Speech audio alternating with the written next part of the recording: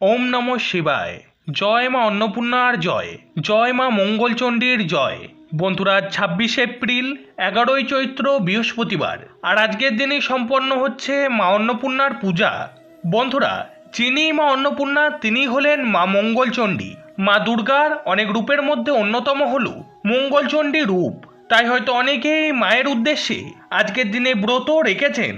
এটি চৈত্র নবরাত্রির অষ্টম দিনে পড়ে এবং ভারতের পূর্বাঞ্চলে তথা পশ্চিমবঙ্গে বাসন্তী পূজা নামেও পরিচিত। এখানে বলে রাখি, মহামায়া অন্নপূর্ণা হলেন পার্বতীরই একটি রূপ, যিনি খাদ্যের মাধ্যমে বিশ্বকে পুষ্ট করেন, সমগ্র জগৎকে লালন পালন করেন। ধর্মীয় বিশ্বাস যে কাশীতে ভগবান শিব দেবী পার্বতীর কাছে ভিক্ষার পাত্রে খাবার গ্রহণ করেছিলেন, তাই যে ব্রতকারী নিষ্ঠার সাথে মায়ের এই ব্রত রাখেন এবং ব্রতকথা শ্রবণ করেন, তার গৃহে কোনোদিন খাদ্যের অভাব হয় না, তার পরিবারকে কখনো অর্থকষ্টে ভুগতে হয় না। আর আজ এই ভিডিওতে আমি আপনাদের শোনাবো মা অন্নপূর্ণার হরিশ মঙ্গলচণ্ডীর ব্রতকথা, এবং ভিডিও শেষে আপনাদের এই পূজা সংক্রান্ত অন্যান্য কিছু তথ্যও জানিয়ে দেব। আশা করি সম্পূর্ণ ভিডিওটি দেখে আপনারা উপকৃতই হবেন। তাহলে বন্ধুরা, শুরু করছি মা মহামায়া অন্নপূর্ণার হরিশ মঙ্গলচণ্ডীর ব্রতকথা। জয় মা অন্নপূর্ণা, জয় দেবী মঙ্গলচণ্ডী। পুরাণ মতে বিবাহের পর শিব পার্বতী খুব সুখী দাম্পত্য জীবন কাটাচ্ছিলেন, কিন্তু আর্থিক অনটনের জেরে শুরু হয় দাম্পত্য কলহ। ভোলানাথের সাথে মায়ের মতবিরোধ হয়। মা পার্বতী কৈলাস ত্যাগ করে চলে আসেন। আর সেই সময়তেই দেখা যায় মহামারী, ব্যাপক খাদ্য কষ্ট। ভক্তরা আকুল হয়ে পড়েন। তারা দেবাদিদেব মহাদেবকে ডাকতে থাকেন। আর সেই সময়ে ভিক্ষার ঝুলি কাঁধে তুলে নিয়েছিলেন স্বয়ং দেবাদিদেব মহাদেব, কিন্তু দেবীর মায়াতে কোথাও তার ভিক্ষা জোটে না। তখন শোনা যায় যে কাশীতে এক নারী অন্নদান করছেন। ভোলানাথ সেখানে গিয়ে উপস্থিত হলেন এবং ধ্যানযোগে তিনি মায়ের আসল পরিচয় বুঝতে পারলেন। মহাদেব মায়ের কাছে ভিক্ষা প্রার্থনা করেন। সেই ভিক্ষা গ্রহণ করেই মহামারী এবং খাদ্যের অভাব থেকে তিনি ভক্তকুলকে রক্ষা করলেন। এরপর কাশীতে মা অন্নপূর্ণার মন্দিরের স্থাপনা হয়। চৈত্র মাসে শুক্লা পঞ্চমী তিথিতে সেখানে মায়ের আবির্ভাব ঘটেছিল। আর সেই থেকেই সেখানে মায়ের পুজোর প্রচলন হয়, যা অন্নপূর্ণা পূজা নামে বিখ্যাত। যিনি মা অন্নপূর্ণা তিনি হলেন মা মঙ্গলচণ্ডী। হরিশ মঙ্গলচণ্ডী ব্রতকথায় বলা হয়েছে, এক গ্রামের এক গয়লা বউ সেই গ্রামেরই এক ব্রাহ্মণীর সঙ্গে সই বা বন্ধুত্ব পাতিয়েছিল। এদের মধ্যে ভাবও ছিল খুব। প্রত্যেক বছর বৈশাখ মাসে ব্রাহ্মণী হরিশ মঙ্গলচণ্ডীর ব্রত করতেন এবং গয়লা বউও তার ব্রত করা দেখত। এইভাবে কিছুদিন যাওয়ার পর গয়লা বউয়েরও এই ব্রত করার ইচ্ছে হলো এবং সে ব্রাহ্মণীকে জিজ্ঞাসা করলো যে এই ব্রত করলে কি ফল হয়। ব্রাহ্মণী তার কথা শুনে বললেন যে এই ব্রত করলে জীবনে কারোর চোখের জল পড়ে না, উল্টে তার সারা জীবন কেটে যায় খুব আনন্দে। গয়লা বউয়ের আর আনন্দ ধরে না। সে ধরে বসলো ব্রাহ্মণীকে আর বলল যে সেও এই ব্রত করতে চায়। ব্রাহ্মণী গয়লা বউকে অনেক বোঝালেন। তিনি বললেন, তুমি পারবে না সই, এই ব্রত করা খুবই কঠিন। কিন্তু গয়লা বউ তার কোনো কথাই শুনতে চাইল না। শেষ পর্যন্ত ব্রাহ্মণী বাধ্য হয়ে তাকে ব্রতের সব কথা বলে দিলেন। এরপরে বৈশাখ মাস পড়ার সঙ্গে সঙ্গে গয়লা বউও এই হরিশ মঙ্গলচণ্ডীর ব্রত করতে আরম্ভ করলো। এইভাবে দুটো ব্রত করার পরই মা মঙ্গলচণ্ডীর তার উপর দয়া হলো, আর তার সঙ্গে সঙ্গে ঐশ্বর্য এবং সুখ শান্তিতে ভরে উঠল গয়লা বউয়ের সংসার। এর আগে গয়লা বউ খুবই গরিব পরিবারের ছিল, কিন্তু এখন তার এত ধন দৌলত হওয়ার পরে সে কেমন যেন ব্যতিব্যস্ত হয়ে পড়ল। সে আর সহ্য করতে পারল না তার অবস্থার এই পরিবর্তন।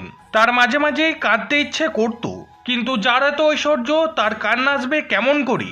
শেষে গয়লা বউ আবার গিয়ে ব্রাহ্মণীকে ধরে বসলো আর বলল, সই, আমি আর এসব সহ্য করতে পারছি না। ইচ্ছে হচ্ছে খুব খানিকটা কাঁদি। তুমি আমায় বলে দাও সই, যে কি করলে আমি খানিকটা কাঁদতে পারবো।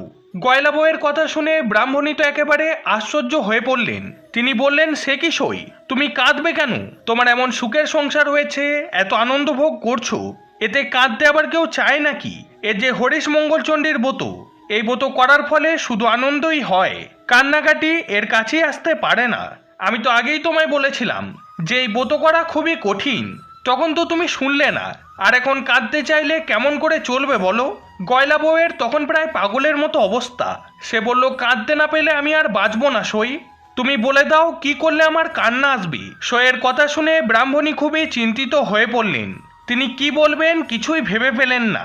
এমন সময় তার চোখে পড়ল একটু দূরে একটি চাষের ক্ষেত, আর সেখানে অনেকগুলি লাউ আর কুমড়ো ফলেছিল।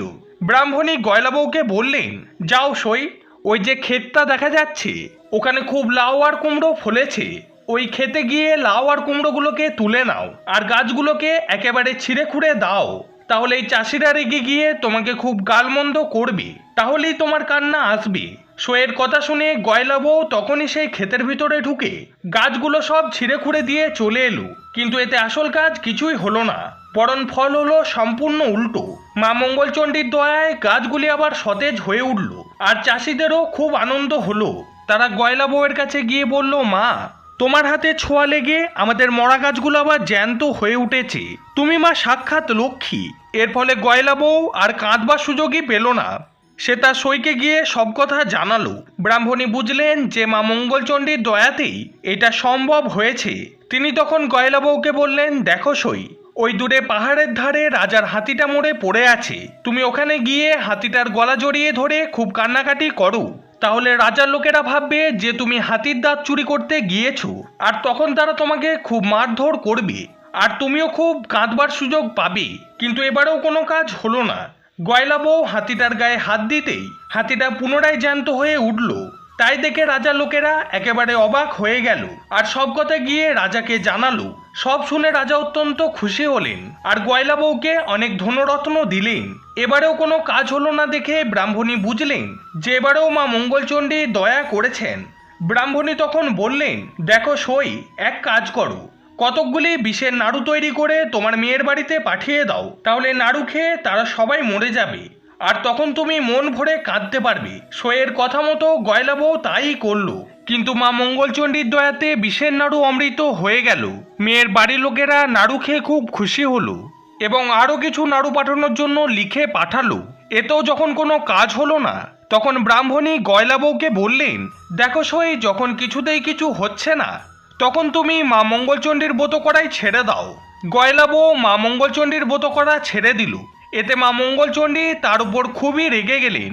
ক্রমে গয়লা বউয়ের স্বামী পুত্র, চাকর বাকর, হাতি ঘোড়া, ধনরত্ন সবই চলে গেল। গয়লা বউয়ের সবই চলে যাওয়ার ফলে এবার সে হাউমাউ করে কাঁদতে লাগলো। কান্নার কিছুতেই সে থামাতে পারল না।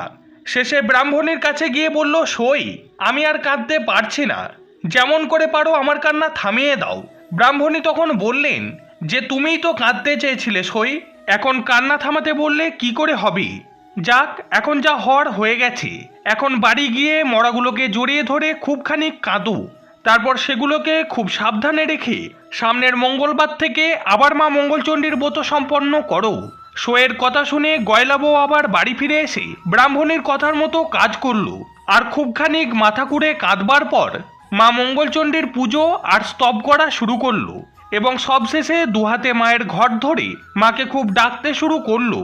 এমন সময় সে যেন শুনতে পেল কে যেন বলছে, এমন কাজ আর কখনো করিসনি, যা, তোর আর কোনো ভয় নেই, এই ঘটের জল মরাগুলোর গায়ে ছিটিয়ে দে, তাহলেই দেখবি সবাই বেঁচে উঠবে। ঘটের জল ছিটিয়ে দেওয়ার ফলে গয়লা বউয়ের সবাই মা মঙ্গলচণ্ডীর দয়াতে জীবিত হয়ে উঠল, আর তার আগের অবস্থাও ফিরে পেল। গয়লা বউ তখন খুব শ্রদ্ধাচারী মায়ের ঘরটি তুলে রেখে ছুটে গেল ব্রাহ্মণীর কাছে এবং তাকে সব কথা জানালো, আর তার পা জড়িয়ে ধরে তার আশীর্বাদ চেয়ে নিল। এদিকে গয়লা বউয়ের তার অবস্থার পরিবর্তনের ব্যাপার দেখে পাড়াশুদ্ধ সবাই অবাক হয়ে গেল, আর গয়লা বউকে ধন্য ধন্য করতে লাগলো। বলা হয়, হরিশ মঙ্গলচণ্ডী ব্রত যেই নারী করে, সব দুঃখ চোখের জল মা তার হরে। শ্রোতা বন্ধুরা, আশা করি মা অন্নপূর্ণার এই ব্রত কথা এবং অন্যান্য তথ্যগুলি জেনে আপনি সমৃদ্ধ হয়েছেন। বন্ধুরা, এই ভিডিওটি দেখে যদি আপনাদের ভালো লাগে, তাহলে অবশ্যই ভিডিওটিকে একটি লাইক করে কমেন্টে জয় মা অন্নপূর্ণা লিখে দিতে ভুলবেন না। আর বন্ধুরা, ভিডিওটিকে অবশ্যই নিজের আপনজন ও বন্ধু বান্ধবদের সাথে শেয়ার করে দিন, যাতে তারাও এই ভিডিওটি দেখে উপকৃত হতে পারে। আর বন্ধুরা, যারা এই চ্যানেলে নতুন এসেছেন তাদের কাছে একটি ছোট্ট অনুরোধ, আপনারা অবশ্যই চ্যানেলটিকে সাবস্ক্রাইব করে পাশে থাকা বেল আইকনটিকে অলে সেট করে দিন, এরকম ধরনের নিত্য নতুন ভিডিও প্রতিদিন দেখার জন্য। ঈশ্বরের কাছে প্রার্থনা করি আপনারা সবাই ভালো থাকুন, সুস্থ থাকুন।